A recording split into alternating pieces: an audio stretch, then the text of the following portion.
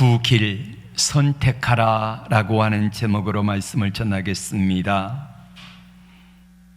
순간의 선택이 10년을 좌우합니다 라고 하는 옛날 LG 광고 카피 문구입니다.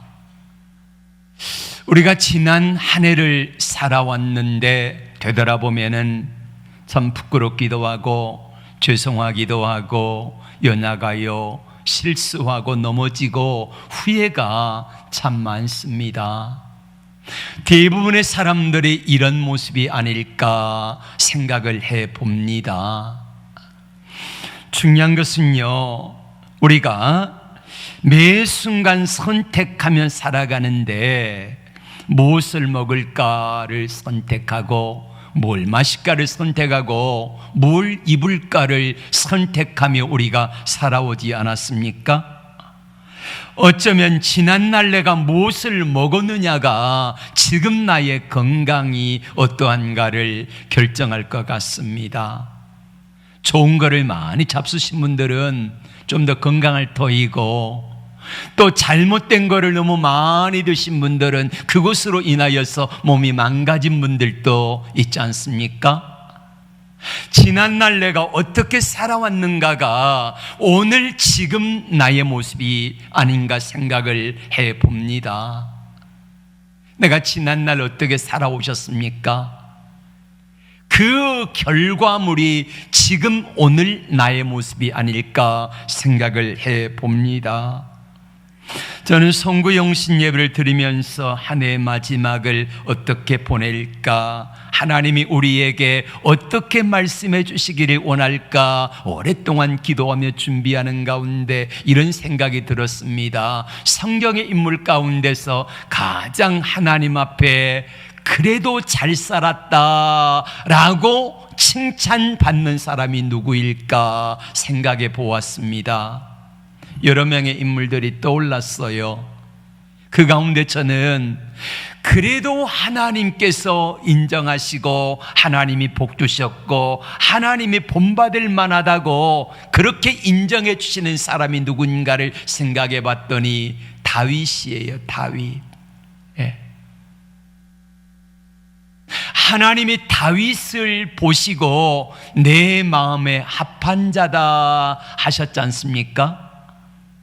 그래서 다윗이 어떻게 살았는가를 보고 그렇게 우리도 살아갈 수만 있다고 하면은 하나님 앞에 섰을 때에 야, 정연아, 그래도 너 참 잘 살았다, 괜찮게 살았다, 너 멋지게 살았다, 이렇게 칭찬하지 않으실까 하는 생각이 들었습니다. 그래서 다윗을 알려면은 다윗이 쓴 글들을 보면은 그 사람의 생각이 거기 가장 많이 녹아 있지 않습니까? 다윗이 가장 많이 썼던 책이 뭘까요? 시편입니다. 150개의 시편 가운데 무려 73편이 다윗이 쓴 시의 고백입니다. 하나님을 향하여 어려울 때는 어렵다고 말하고, 힘들 때는 힘들다고 말하고, 좋을 때는 감사하다고 말하고, 그러면서 하나님과 함께 동행했던 삶의 일지가 바로 시편의 고백이더라 이거예요. 그 가운데 시편 1편이 시편을 들어가는 출입문입니다. 그러니까 출입문에 가장 좋은 걸 세우지 않습니까? 보이게 모든 사람들이 다 보고 알 수 있도록. 그래서 시편 기자는 일부러 다윗의 시편을 기록하고 있는데 시편 23편이 아니에요. 또 주옥 같은 수많은 시들이 있는데 다른 많은 시들이 아니라 시편 1편을 통해서 시편에 들어가는 문을 삼았다는 것은 특별한 의미가 있기 때문이 아닐까요? 자, 시편 1편을 통하여 다윗은 우리에게 이렇게 말하고 있습니다. 여러분, 두 종류의 길이 있습니다. 어떤 길입니까?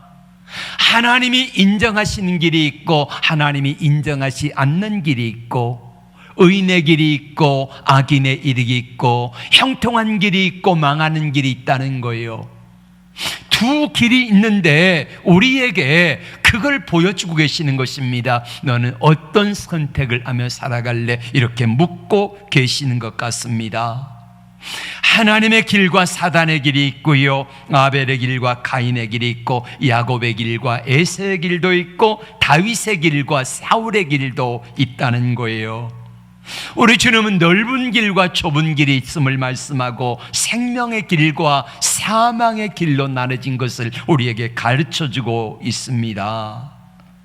근데 여러분, 다윗이 오늘 소개하는 두 길 있지 않습니까? 의인의 길과 누구예요? 악인의 길, 복된 길과 복되지 못한 길, 하나님이 인정하시는 길과 하나님이 인정하지 아니하시는 이 두 길이 있는데 그 길의 차이가 뭐냐면요, 하나님이 인정하신 복된 길은 뭐라고 말하냐면요, 의인의 길이라고 말하는데 나무와 같대. 나무. 어떤 나무요? 하나님의 집에 심겨진 나무와 같다. 그러면 악인, 하나님이 인정하지 않는 사람의 삶을 뭘로 비유하고 있습니까? 겨로 비유하고 있습니다. 나무와 겨의 차이라는 말이에요.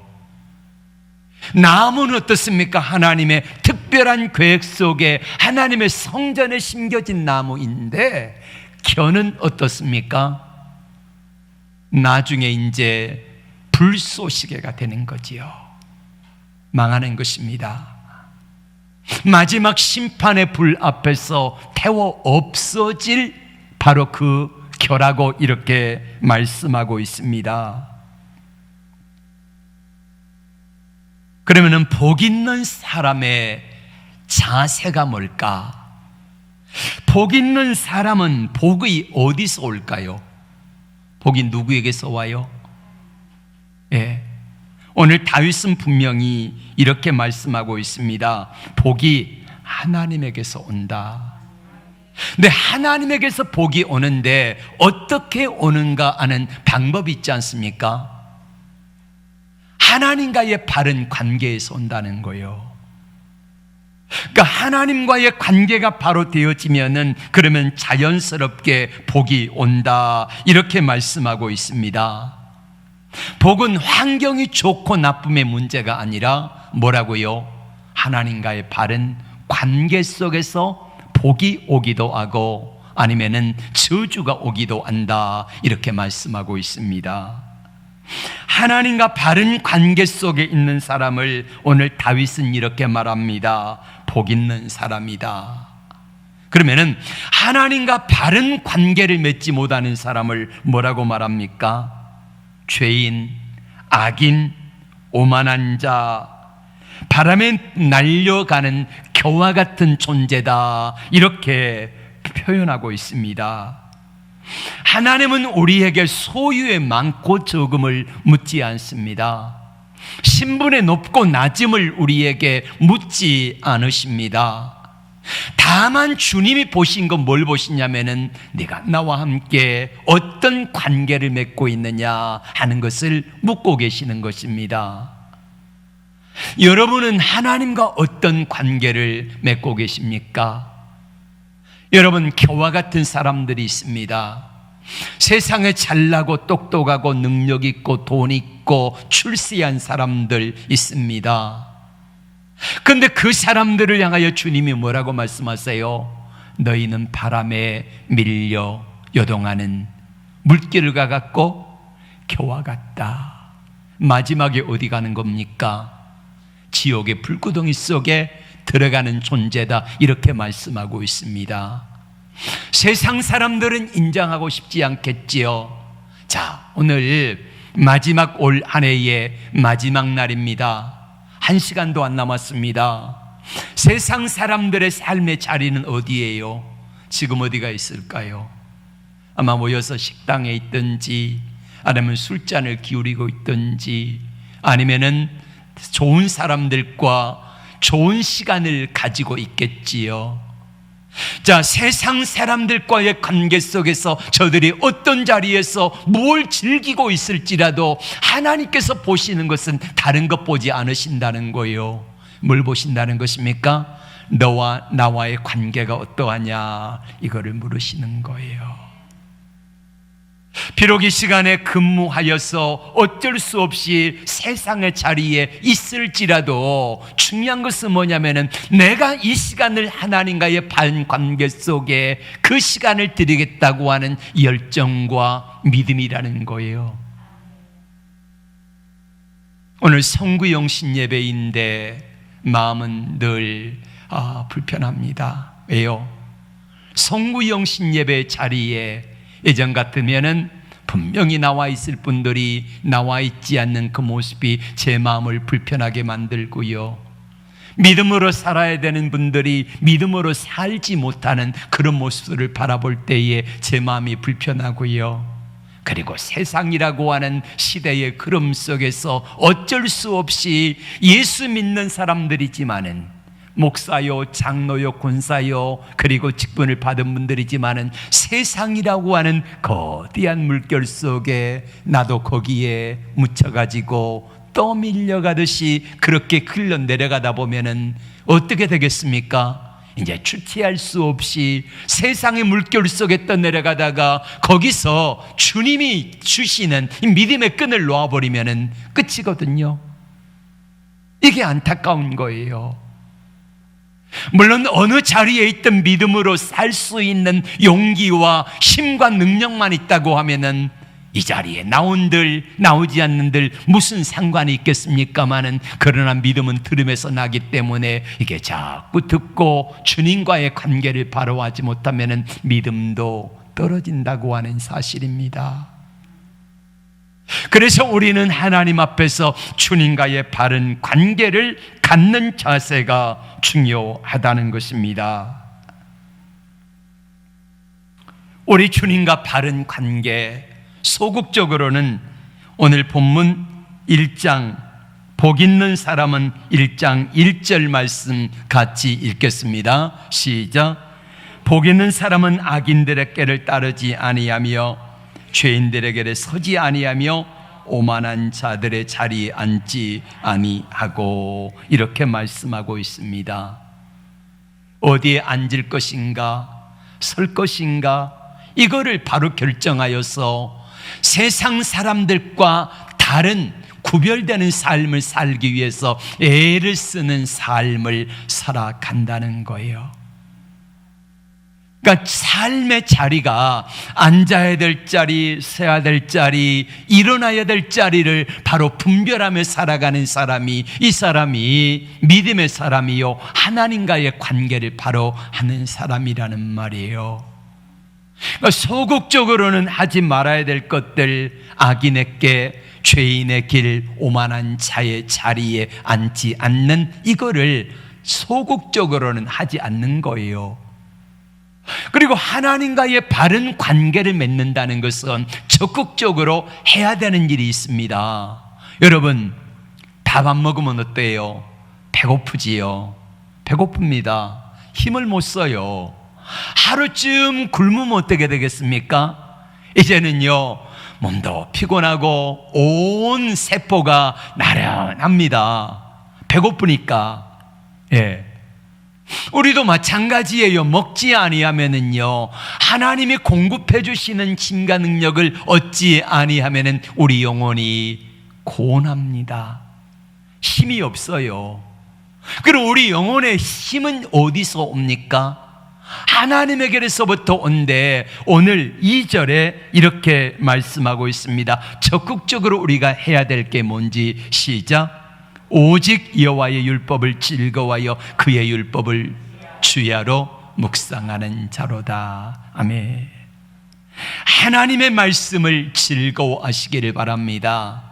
예배 시간을 즐거워하시기를 바랍니다. 말씀 듣는 이 시간을 즐거워하시기를 바랍니다. 말씀을 읽는 시간을 즐거워하시기를 바랍니다. 그래야지요, 우리 영혼이 건강할 수 있어요. 예. 여러분, 말씀을 듣는 시간이 행복하십니까?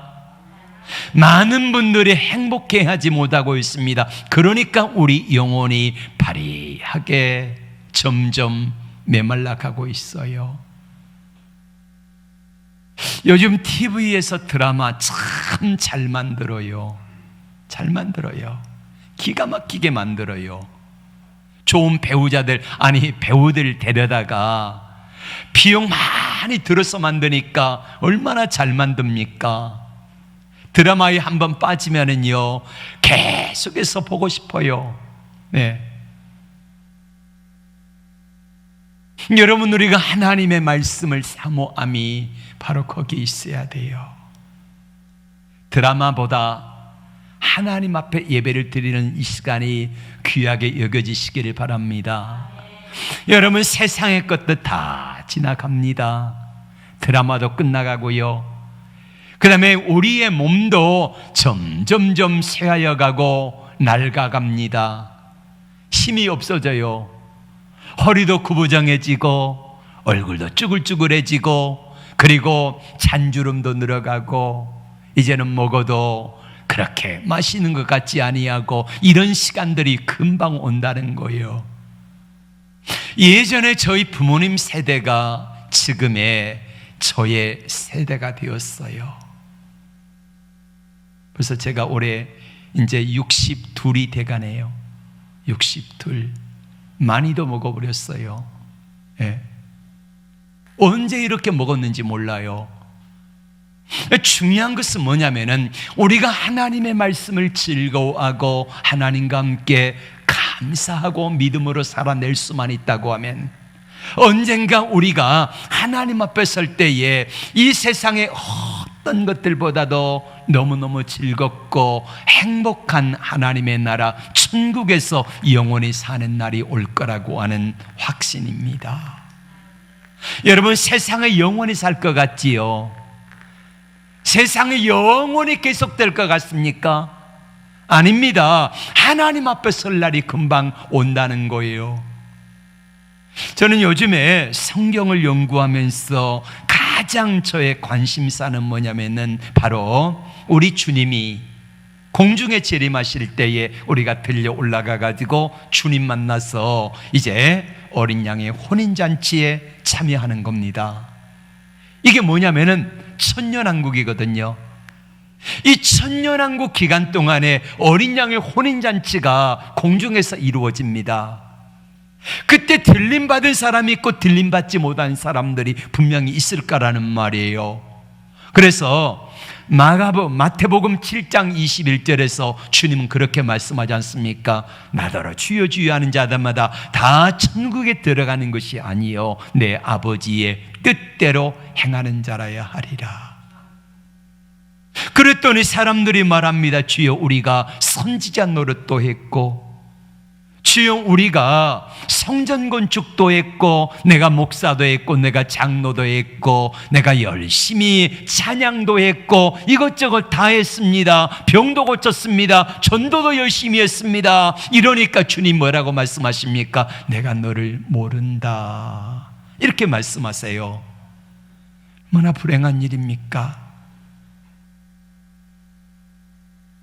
이 땅을 살아가면서 가장 큰 소원이 바로 그겁니다. 우리 주님이 공중에 이제 재림하실 때에 천사장의 호령과 나팔 소리가 날 때에 우리가 공중으로 들려 올라가 가지고 어린 양 신부가 되어진 우리가 주님의 그 혼인잔치에 참여하게 될 터인데 미련한 다섯 처녀처럼 기름 준비하지 못해 가지고 들어가지 못한다고 하면은 마태복음 25장에서 주님 그렇게 말씀하지 않습니까? 바깥 어두운데 쫓겨나 가지고 슬피 울며 이를 갈미 있으리라. 여러분, 예수 잘 믿으시기를 바랍니다.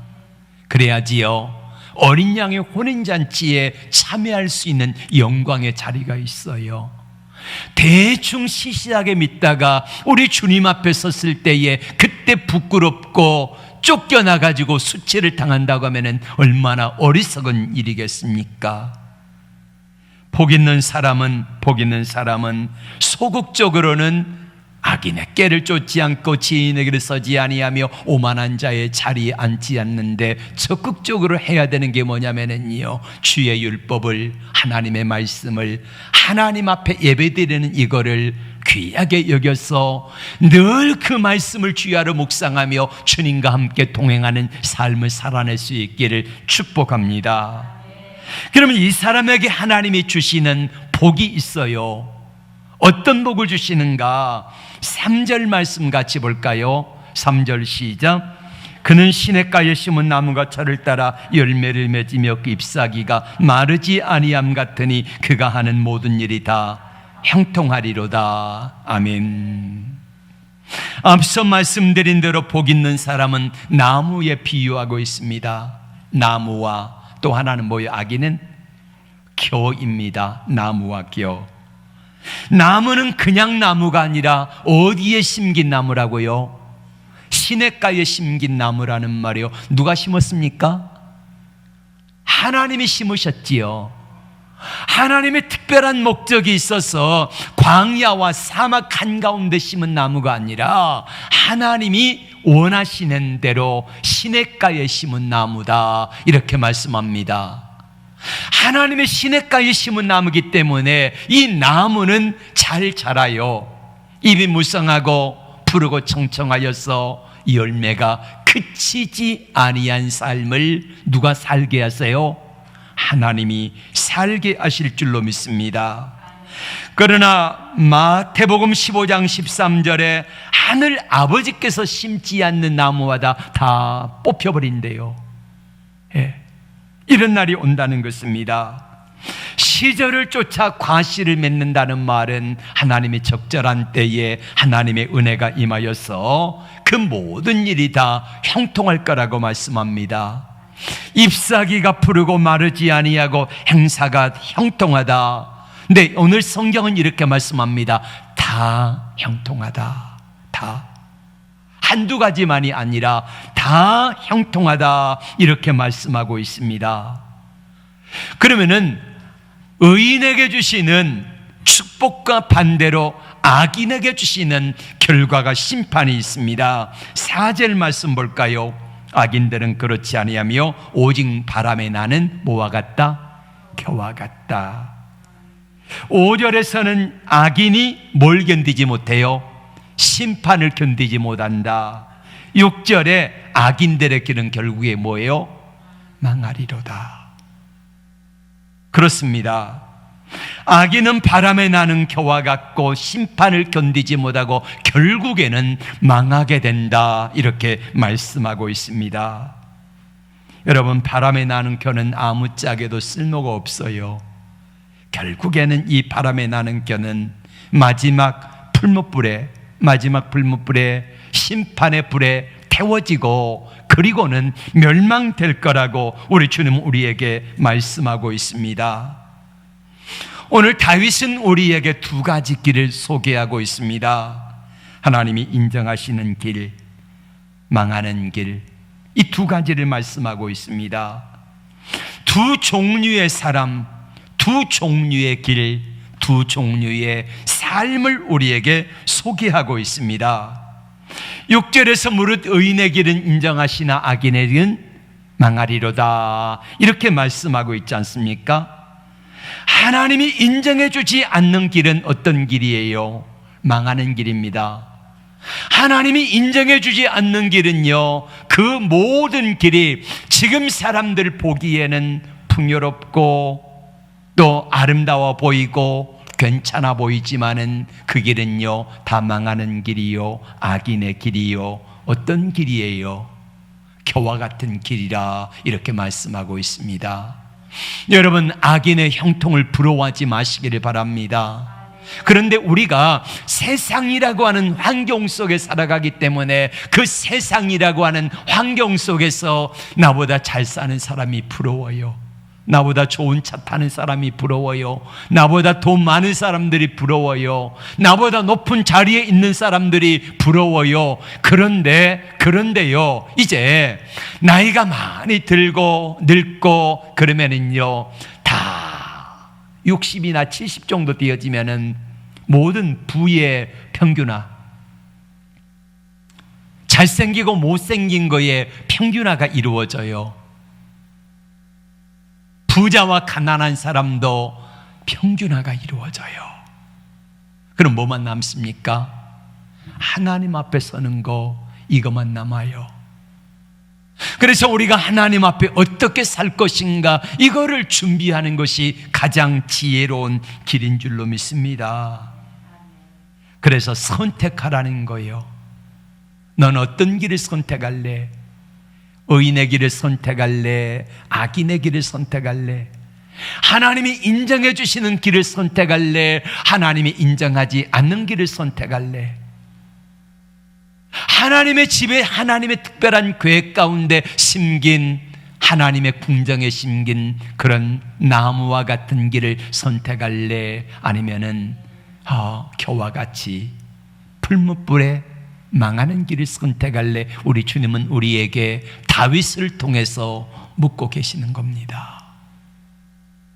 다윗은 믿음으로 잘 살아냈던 인물이에요. 물론 몇 번의 실수와 허물이 있었지만은, 그러나 끝까지 하나님 앞에서 다윗은 믿음으로 자신의 삶을 잘 살아내고, 오늘 저와 여러분들에게 시편 1편이라고 하는 이 글을 통해서 우리에게 이렇게 부탁하고 있습니다. 내가 살아보니까 이 길도 있고 이 길도 있고 또 이 길도 있고 이 길도 있는데, 너희는 하나님이 인정하는 길을 선택하며 살아갈래? 하나님이 인정하지 않는 길을 선택하며 살아갈래? 이렇게 묻고 계시는 것입니다. 신명기 30장 15절에서 말씀 쭉 읽어보겠습니다. 하나님은 모세를 통하여 우리에게 두 가지 길을 말씀하고 있고, 어떤 길을 선택할래? 우리에게 묻고 계시는 것입니다. 신명기 30장 15절부터 앞을 보시고 한번 같이 읽겠습니다. 시작. 보라, 내가 오늘 생명과 복과 사망과 화를 내 앞에 두었나니, 곧 내가 오늘 내게 명령하여 내 하나님 여호와를 사랑하고 그 모든 길로 행하며 그의 명령과 규례와 법도를 지키라 하는 것이라. 그리하면 내가 생존하여 본상할 것이요, 또 내 하나님 여호와께서 내가 가서 차지할 땅에서 내게 복을 주실 것임이니라.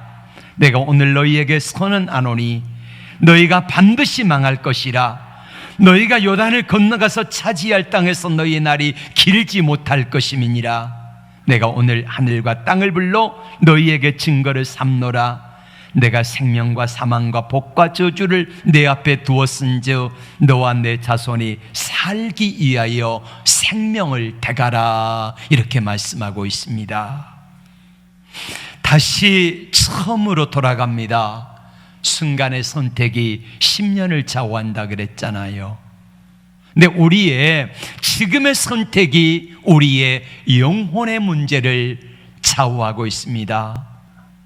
여러분, 우리가 꾸준하게 하나님을 선택하고 하나님이 원하시는 삶의 자리를 선택하고 자꾸만 찾고 두드리지 아니하면은요, 우리는 마지막까지 이 길을 끝까지 경주할 수 없을지도 모르겠습니다. 여러분, 내가 끝까지 신앙생활 잘 할 수 있다고 여러분 자부하는 사람이 누가 있을까요? 없습니다. 우리 주님으로부터 점점 우리가 삶의 자리에서 멀어지기 시작한다고 하면은요, 나도 모르는 사이에 사단의 종이 되어지고 멸망의 길을 가도록 사단 마귀는 우리를 그 자리로 끌어갈 것입니다. 그럼 다시 돌아오지 못해요. 그래서 우리는 매 순간마다 하나님이 원하신 믿음의 자리를 선택하기 위해서 애를 써야 된다는 거예요. 그렇지 아니하면 우리의 믿음의 자리를 잘 지킬 수가 없다는 것입니다. 이것이 오늘 다윗이 우리에게 들려주는 마지막 부탁입니다. 우리 앞에 두 길이 있다는 거예요. 하나님이 인정하시는 길과 하나님이 인정하지 않는 길, 의인의 길과 악인의 길, 복된 길과 망하는 길, 하나님의 집에 심겨진 그런 푸른 나무와 같은 그 길과 겨와 같이 불에 태워질 수밖에 없는 그 길이 있는데, 어떤 길을 선택할래? 우리에게 묻고 있는 것입니다. 다시 한번 말씀을 드립니다. 여러분들이 지난 1년 동안 부지런히 좋은 것을 먹었다고 하면은 여러분의 몸은 건강할 것입니다. 그러나 인스턴트 음식을 많이 먹고 관리를 하지 않았다고 하면은요, 내 몸에 혈관에 기름기가 끼고, 그리고 혈관도 좋지 않고 위장도 좋지 않고 몸은 퉁퉁 불고 아마 이렇게 될걸요. 내가 뭘 먹어야 될지 말아야 될지 그걸 가려서 선택한 분들은 지금 여러분들의 건강이 그래도 괜찮을 거예요. 예. 내가 하나님 앞에 어떤 믿음의 선택을 하며 한 해를 살아왔는가, 이것이 지금 여러분의 믿음의 수준을 결정하고 있습니다. 부디 2023년도라고 하는 하나님의 신 새로운 땅을 우리가 개척하며 살아갈 때에 우리가 다른 것은 다 못할지라도 세상의 다른 사람들보다 가진 것도 적고 연약하고 부족할지라도 그거 상관없어요. 하나님 앞에 서면은 하나님 보시는 것은 하나님과 바른 관계를 가졌는가 안 가졌는가 이것만 보신다니까요. 그리고 주님과 바른 관계를 통하여 우리 주님이 원하시는 삶을 살았을 때에는 하늘 아버지께서 참 잘했다 하시고 우리에게 많은 은혜와 복을 허락하여 주실 것입니다. 이 복에는요, 신령한 복만 있는 것이 아니라 이 땅을 살아갈 때에 하나님께서 범사에 잘되고 강건하게 되어지는 은혜의 복까지 다 포함되어 있다는 사실을 우리 주님 우리에게 말씀하고 있습니다. 믿음으로 살면은요, 분명히 하나님이 도와주십니다. 하나님이 함께 하십니다. 그리고 시절을 쫓아 과실을 맺으며 잎사귀가 마르지 아니함 같더니 그 행사가 다 뭐한다고요? 형통하리로다, 이렇게 약속을 하고 있습니다. 부디 여러분들이 오늘 다윗을 통하여 우리에게 간절하게 들려주는 그 음성을 외면하지 마시기를 바랍니다. 하나님이 원하시는 길을 선택하며 살아가는, 그렇게 해서 하나님이 나를 바라보실 때에 복 주실 만한 그런 삶의 자리에 있기만 하면은 자연스럽게 하나님의 은혜와 복이 여러분들을 따라가면서 하나님의 복의 길로 인도해 가실 줄로 믿습니다. 이 은혜가 있기를 주의 이름으로 축복합니다. 기도합니다.